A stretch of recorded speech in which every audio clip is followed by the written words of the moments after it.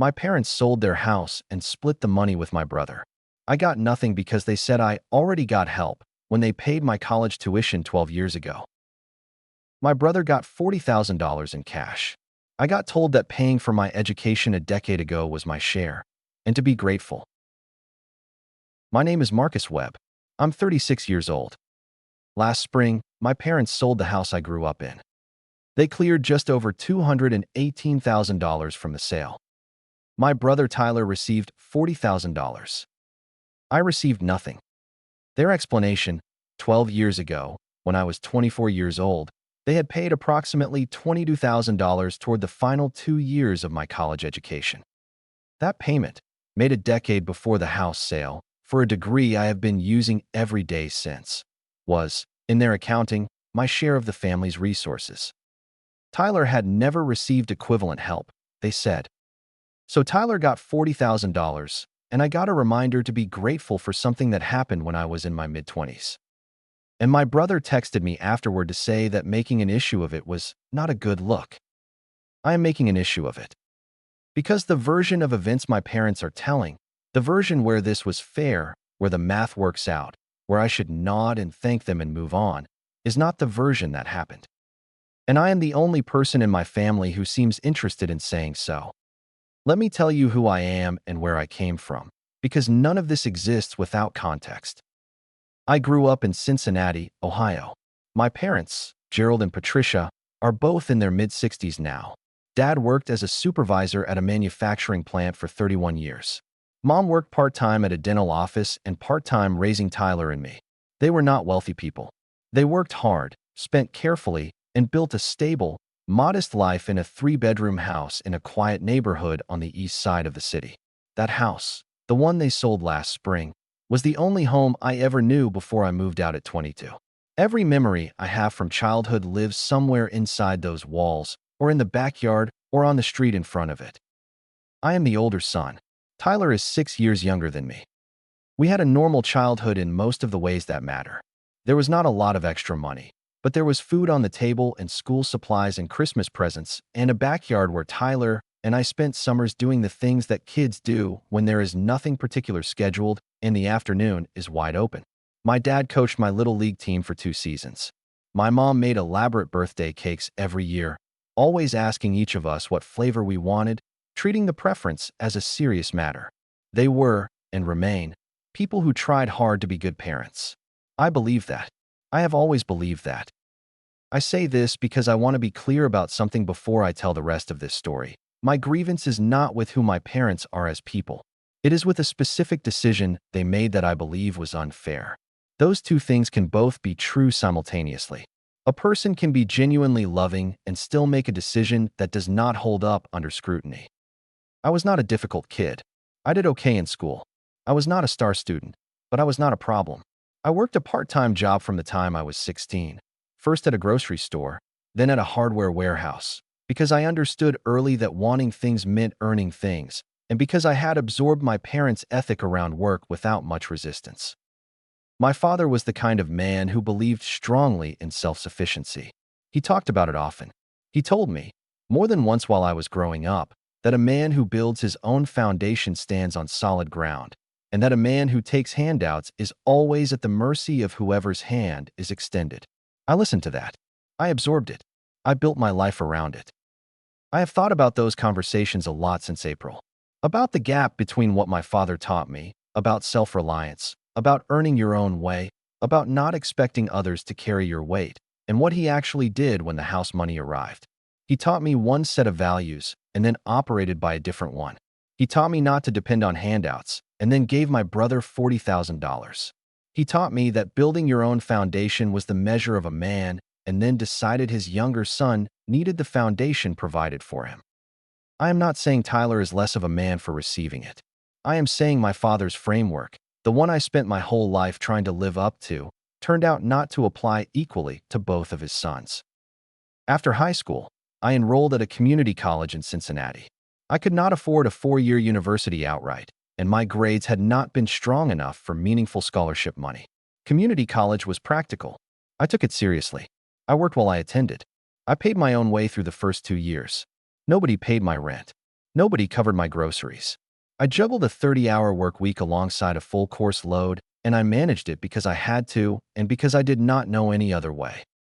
At 22, I transferred to Ohio State University's regional campus in Columbus. I had improved my grades significantly, and I qualified for transfer admission. I continued working. I covered most of my own expenses. The gap, the part my parents helped with, was approximately $22,000 over 2 years. Tuition, fees, some living expenses during a period when my work hours got cut and I fell behind. They stepped in. I was grateful. I told them I was grateful. I finished my degree at 24. I want to be precise about how that help landed in my life, because I think the way it was given matters for understanding the way it was later used. They did not sit me down and say, "Marcus, we are giving you $22,000, and we want you to understand that this represents your share of what we have to give." They did not frame it as an investment or a settlement or a portion of anything. They said, "You need help finishing this. We can help. Let us help."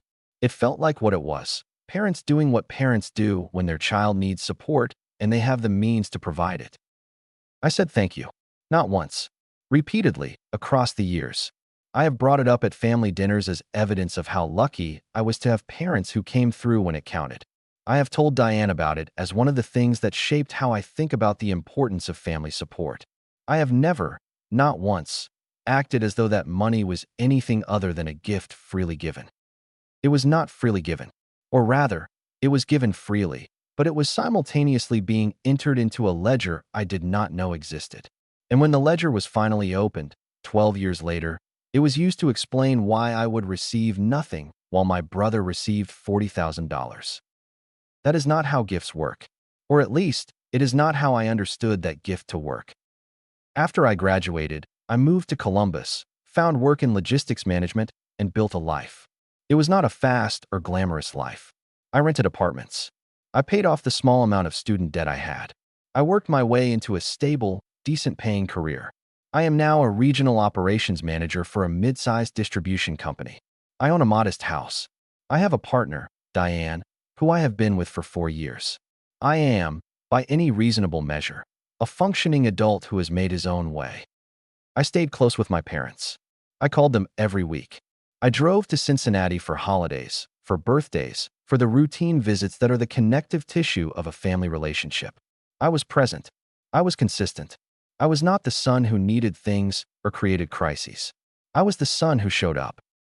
Tyler had a different trajectory. Tyler graduated high school and moved into the family house rather than going to college or establishing his own place. He stayed there until he was 27. 6 years. He paid minimal rent. I believe it was $200 a month for some portion of that time. Then nothing when money was tight for him. My parents never pressured him to leave. They said he was figuring things out. I want to be honest about how I felt about that at the time, because it is relevant to understanding the full picture. I was not bothered by it. Not significantly. I was living my own life in Columbus. Tyler's situation was his situation, and my parents' choices about how to handle it were their choices. I did not lie awake resenting my brother for living in the family home. I did not call my parents and argue that they should charge him market rate. I accepted that Tyler was in a different place than I had been at that age, that families adapt to what their members need, and that my parents were doing what parents do. What I did not accept, because I did not know it was happening, was that those years of support were not being counted in any accounting that would later affect me. During the period when Tyler was living at home, my parents paid off a car loan he had taken out when he was 25. The balance at the time was somewhere around $8,000. Mom mentioned it to me in passing, framed as a relief for Tyler who had been struggling with the payments. I said I was glad he had the support and moved on. Over the course of about 10 years, my parents funded Tyler's portion of the annual family vacation, a trip they organized each summer to somewhere within driving distance. I paid my own way each year without comment. I did not think of it as inequitable at the time. Tyler was often in tighter financial circumstances than I was. It seemed reasonable that my parents would cover him when he couldn't cover himself. I paid my own share and was glad to be there. I am listing these things now not to build a case against Tyler. Tyler did not architect these arrangements. He simply benefited from them. But because I need the full ledger on the table. The full ledger shows, Free housing for 6 years at a conservative estimate of $500 per month and savings comes to $36,000. The cleared car loan is $8,000. 10 years of funded vacations, at perhaps $500 to $1,000 each, is between $5,000 and $10,000 in covered expenses. These are conservative numbers. The real numbers could be higher. By any reasonable accounting, Tyler received somewhere between $49,000 and $54,000 in material support over that period. Not counting the intangible value of living in a family home with parents who cooked dinner and maintained the house and provided a safety net that I never had access to after I left for Columbus at 22. My parents' framework counted none of that. Their framework counted only the $22,000 in tuition they had given me, weighted against the $40,000 cash they were giving Tyler, and concluded that this was equitable because the tuition was more per dollar than anything they had informally provided over the years. That is not accounting. That is rationalization. I am not asking for the math to land perfectly. Families are not balance sheets. But the argument my father made, that he had always tried to be fair, that he had always thought about both boys equally, requires an honest look at the numbers. And an honest look at the numbers does not support the conclusion he reached. The conversation at the family table happened on a Saturday afternoon in April. Tyler was there. I was there. My parents sat across from us, and my dad did most of the talking, which is typical. My father is not an unkind man. He is precise and orderly, the kind of person who has a system for everything and who feels most comfortable when things are categorized and resolved. He explained the house sale, the numbers, the distribution plan. He said Tyler would receive $40,000 to help him purchase a home of his own. I waited for my portion. There was none. My father explained the tuition, the $22,000. He said it carefully, in the language of a person who has rehearsed this, who knows the words he is going to use and has decided they are adequate. He said they had always wanted to be fair. He said they had always thought about both boys equally. He said the help they had given me at 24 had been significant, that it had set me on my path, and that Tyler deserved the same kind of investment. I sat with this for a moment before I spoke. The tuition was 12 years ago, I said. It was still $22,000, my father said. Tyler is receiving $40,000. Tyler has different needs. What needs does Tyler have that justify nearly double what you're framing as my share? My father's expression settled into the particular calm that means he has already decided and does not intend to revisit. Tyler needs a foundation for a home. You already have a home. I have a home because I bought one. With my own money. Tyler will have a home because you're giving him $40,000. My mother said something about wanting everyone to feel supported and that this was a difficult decision and they had thought about it a great deal. I brought up the car loan. I brought up the 6 years of housing. I brought up the vacations. My father's response to each was a variation of the same theme. Those were day-to-day family expenses, not investments. They did not represent the same kind of financial commitment as paying for an education or giving a lump sum. Tyler lived rent-free for 6 years, I said. At even a modest market rate, that is well over $30,000 in housing value alone. How is that not an investment in Tyler's stability? That's different, Marcus. Different how? It just is. My mother started crying quietly. She said she didn't want to fight.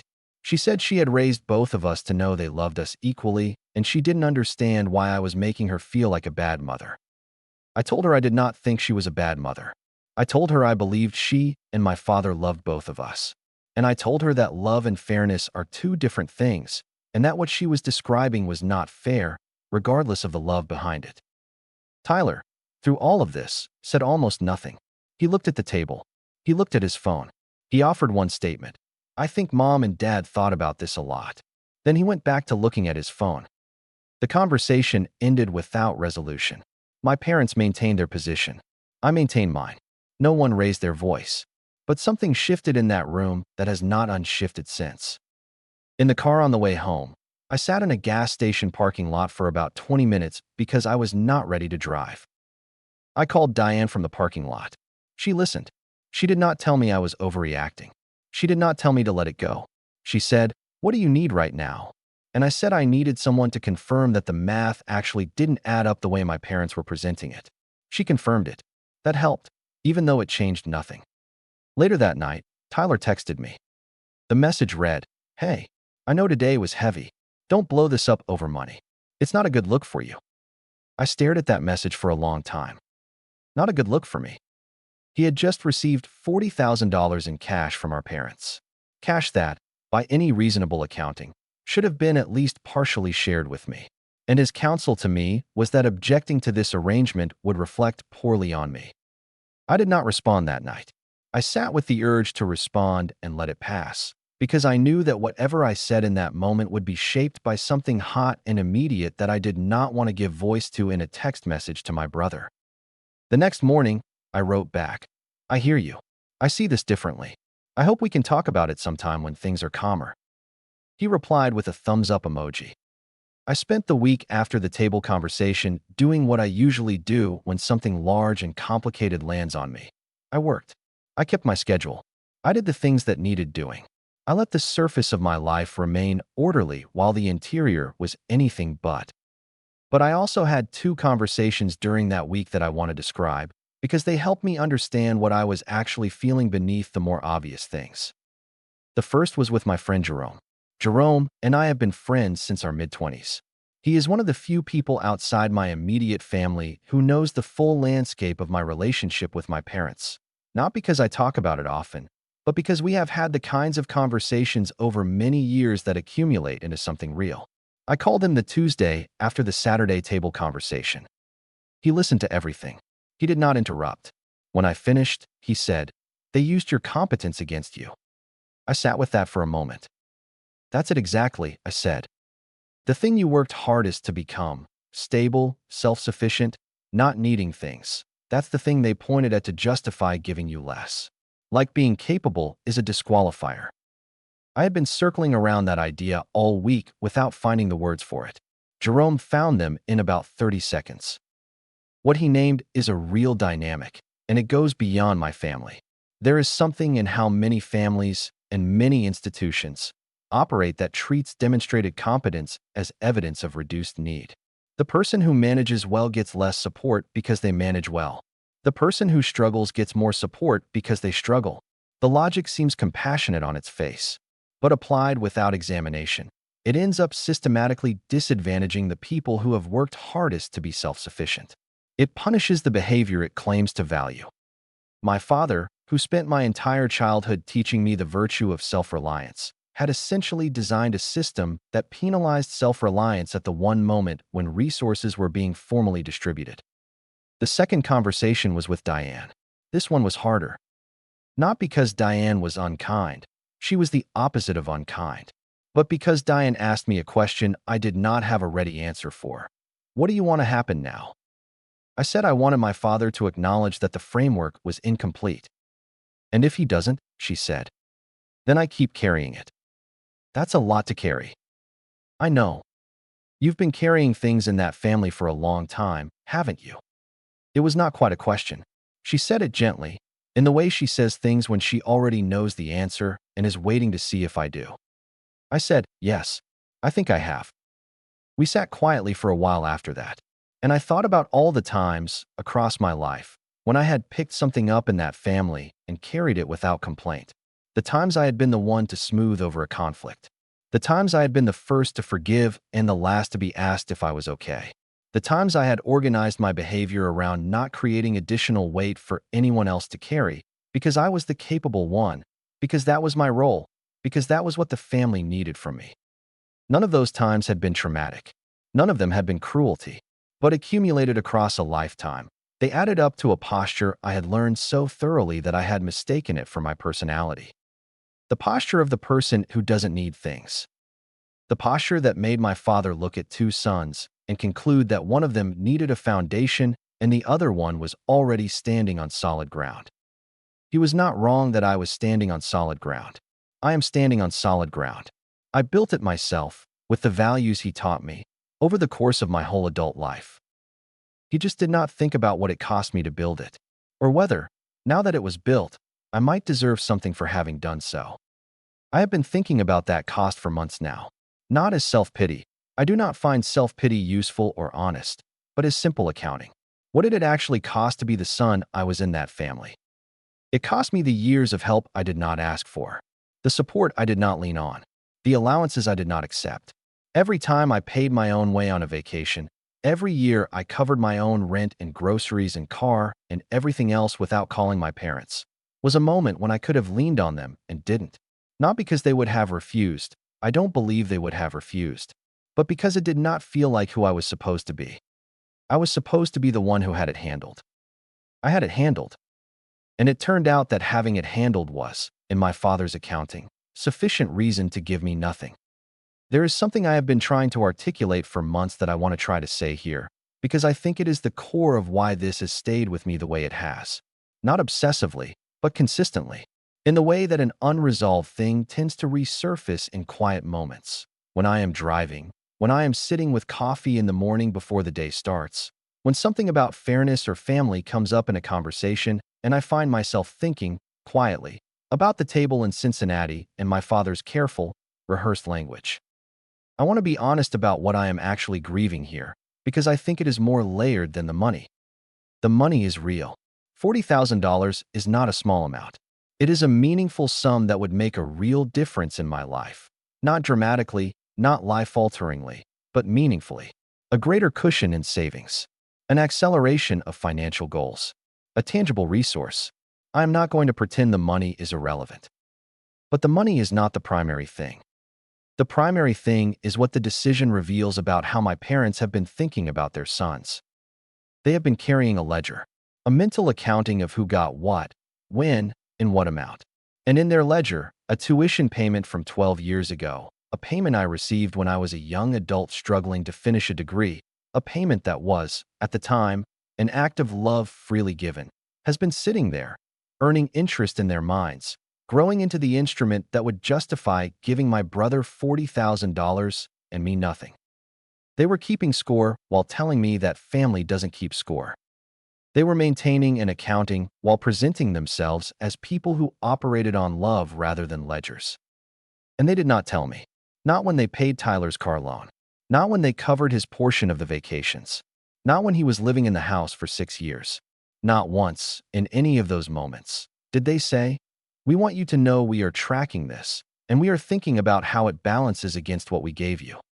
If they had said that, if at any point they had been transparent about their framework, I could have responded to it. I could have had a conversation about it.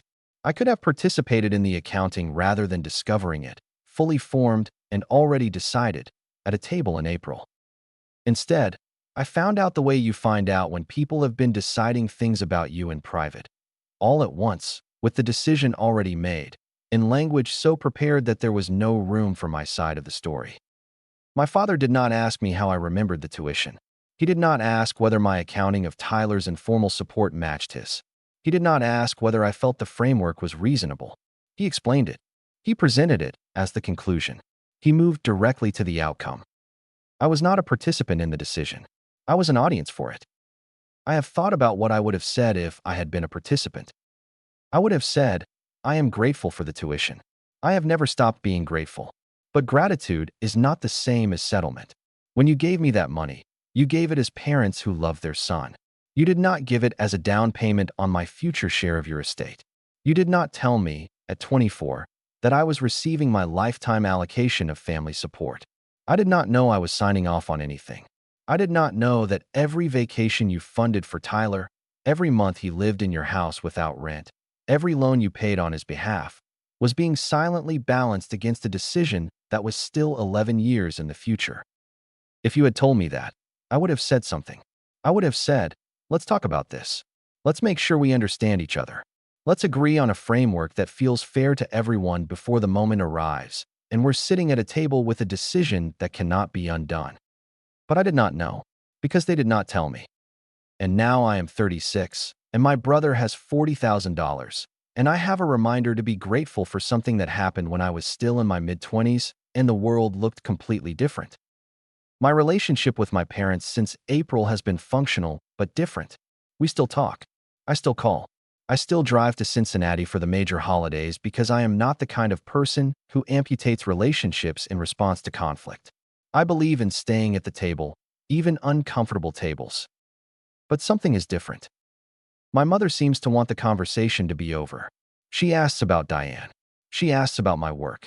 She changes subjects when anything adjacent to the house sale comes up. She is operating, I think, in the hope that time will soften things to the point where they no longer need to be addressed. My father is similar. He has said, on 2 occasions since April, some version of, "I hope you understand that we did the best we could and we made the decision we thought was right." Both times I said, "I understand that you believe that." I did not say more, because the conversation has already been had and having it again in an unstructured way has not, so far, moved anything. Tyler and I have spoken a few times since April. Surface level. He has not brought up the money again, and neither have I, in direct terms. There is something between us now that I do not know exactly how to name. Not hostility, exactly. More like a new awareness of the fact that we experienced our family very differently, and that our parents treated us differently, and that he benefited from those differences in ways that are now concrete and documented in a closing statement from a real estate transaction. I do not know what Tyler thinks about that. He has not offered. What I know is that his text, the "it's not a good look for you" text, told me something important about how he was framing the situation. It told me that Tyler's primary concern, in the immediate aftermath of receiving $40,000 at my expense, was not whether the arrangement was fair. It was whether my objection would create discomfort, whether I would make things awkward, whether my feelings, which were entirely legitimate, would become a problem that inconvenienced the rest of them. I have thought about that framing more than I expected to. There is a version of that advice that comes from a genuine place, from a brother who is worried about family fracture, who does not want to watch his parents and sibling in sustained conflict, who genuinely believes the situation is not worth the damage it could cause. I am willing to grant that interpretation. Tyler is not a malicious person. But there is also something else in it that I cannot ignore. The phrase, "not a good look," is not the language of concern. It is the language of image management. It tells the person raising a legitimate grievance that they should evaluate their behavior in terms of how it will be perceived rather than whether it is justified. It invites me to make myself smaller for the sake of appearance. I spent a lot of my life in that family making myself smaller for the sake of appearance. I called it being the low-maintenance son. I called it not needing things. I called it being grateful for what I had and not asking for what I didn't.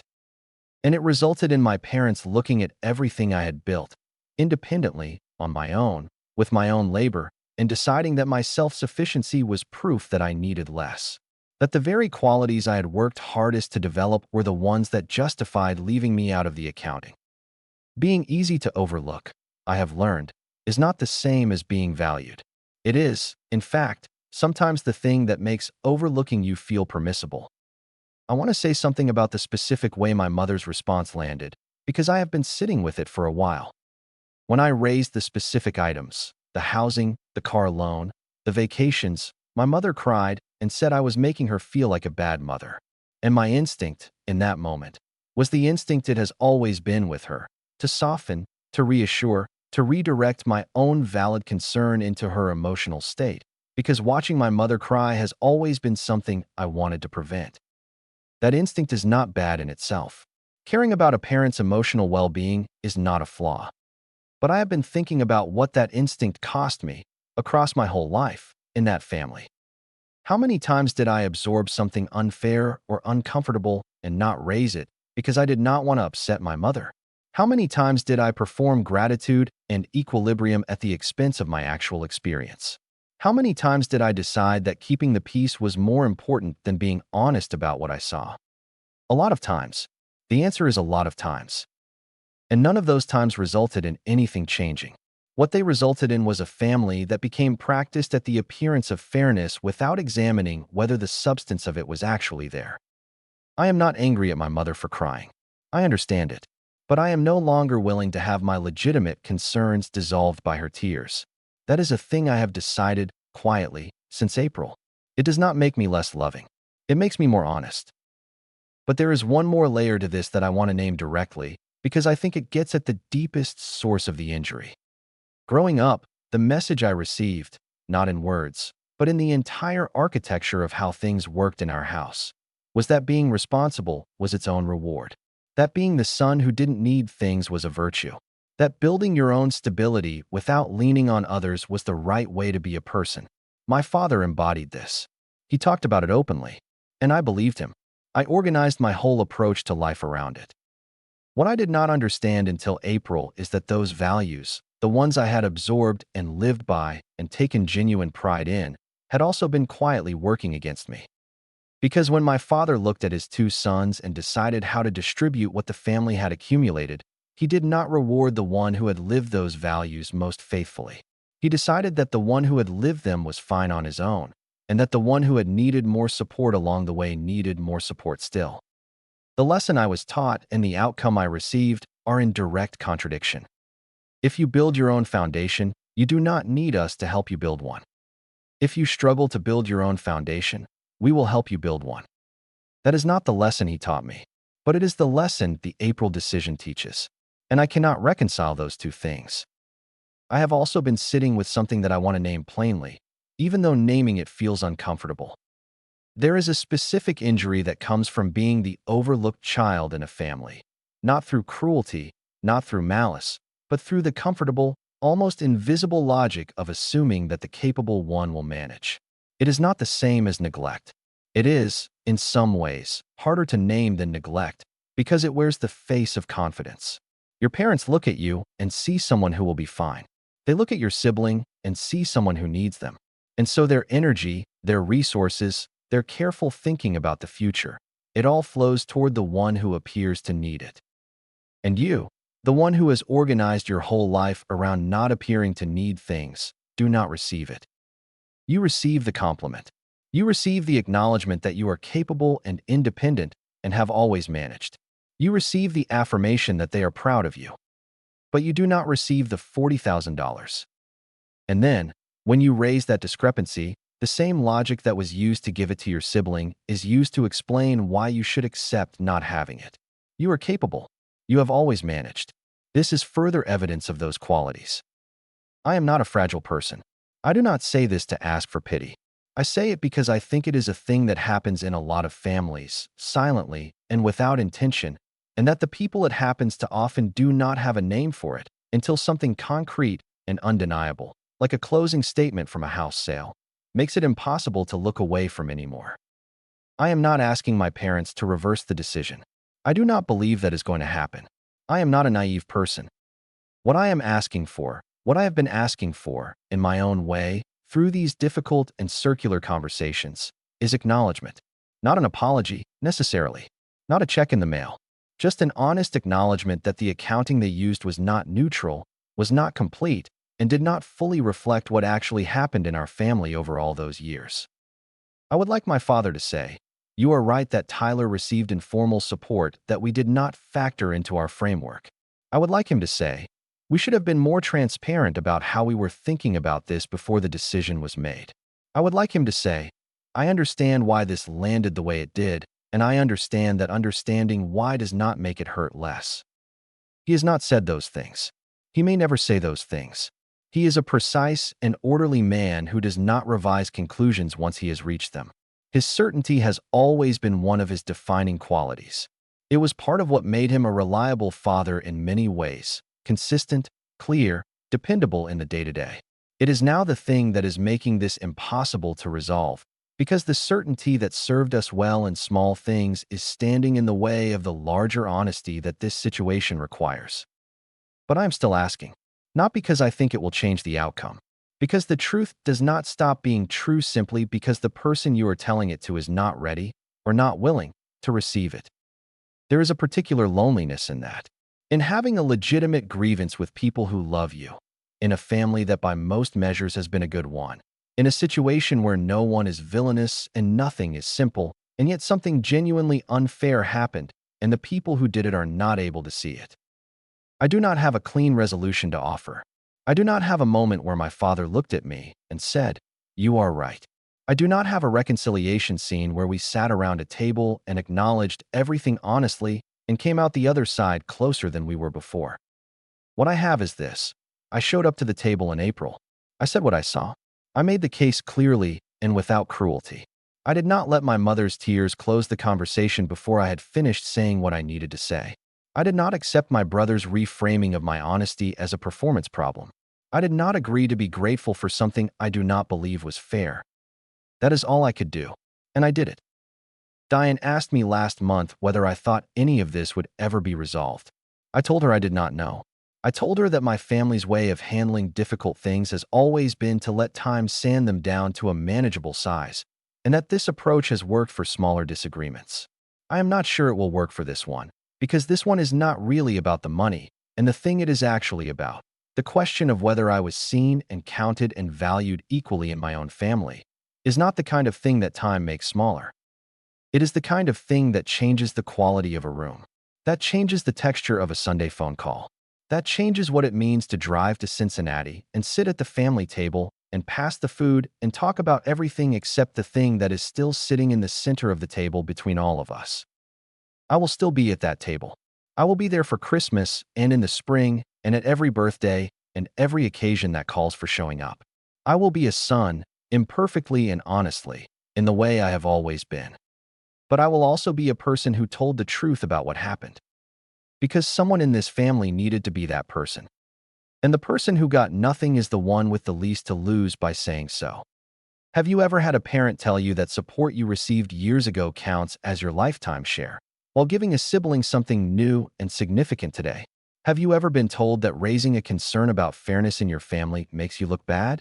Have you ever watched a parent cry when you pushed back on something real and felt that emotion being used to close the conversation before you were finished speaking? Share your story in the comments. The children who never ask for anything are often the ones who get told to be grateful for what they already got and to stay quiet about the rest. If you believe that using a tuition payment from 12 years ago to justify giving your other son $40,000 today is not fair, hit that like button and subscribe. Because keeping score and calling it love is still keeping score. And the ones who ask the least deserve honest answers the most. Hashtag they called it fair.